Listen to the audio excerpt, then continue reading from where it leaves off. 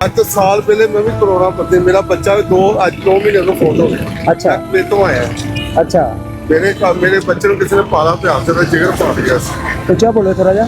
ਜਿਗਰ ਪਾੜ ਗਿਆ ਸੀ ਉਹਦਾ ਬੱਚੇ ਦਾ? ਹਾਂਜੀ ਉਹਦਾ ਜਿਗਰ ਪਵਾਇਆ ਸੀ ਇੰਡੀਆ ਤੋਂ। ਅੱਛਾ ਅੱਛਾ। ਮੈਂ ਅੱਜ ਘਰੋਂ ਬੇਕਾਰ ਆ ਕਿਰਾਏ ਦਾ ਮਕਾਨ 2 ਮਹੀਨੇ ਦਾ ਮੇਰਾ ਬਿੱਲ 2 ਮਹੀਨੇ ਦਾ ਰੈਂਟ ਹੋਇਆ ਪਿਆ। ਅੱਛਾ ਸਵੇਰ ਦਾ ਫਿਰ ਨਾ 900 ਰੁਪਏ ਦਾ ਕੰਮ ਕੀਤਾ ਰੋਜ਼ਾ ਰੱਖੇ ਅੱਛਾ ਗੈਸ ਦੇ ਚੁੱਲ੍ਹੇ ਪ੍ਰੈਸ਼ਰ ਕੁੱਕਰ ਸੀਗਾ ਤੁਹਾਡਾ ਮੈਂ ਤੇ ਕਿੰਨੀ ਦਫਾ ਵੇਖਦਾ ਅੱਛਾ ਹਕੀਕਤ ਆ ਮੈਂ ਦੁਆ ਕਰਦੇ ਯਾਰ ਲੱਗਦਾ ਮੈਨੂੰ ਮੱਥੇ ਲੱਗੇ। ਅੱਛਾ ਚਲੋ ਹੁਣ ਅਸੀਂ ਕੀ ਖਿਦਮਤ ਕਰ ਸਕਦੇ ਹਾਂ ਤੁਹਾਡੀ? ਜੋ ਬਣਿਆ ਸਿਰਿਆ ਕਰ ਚਲੋ ਕੀ ਵਾਈਫ ਕੀ ਕਹਿੰਦੇ ਬਿਮਾਰ ਆ? ਹਾਂਜੀ 2 ਮਹੀਨੇ ਹੋ ਗਏ ਤੀਸਰਾ ਮਹੀਨੇ ਜਾ ਕੇ ਮੇਰੀ ਬਾਤ ਹੋਈ। ਚਲੋ ਆ ਥੋੜਾ ਸੂਟ ਦਈਓ ਉਹਨਾਂ ਨੂੰ ਤੇ ਹਲਵਾ ਪੈਸੇ ਦਾ ਮਿਹਰਬਾਨੀ ਹੋਵੇ।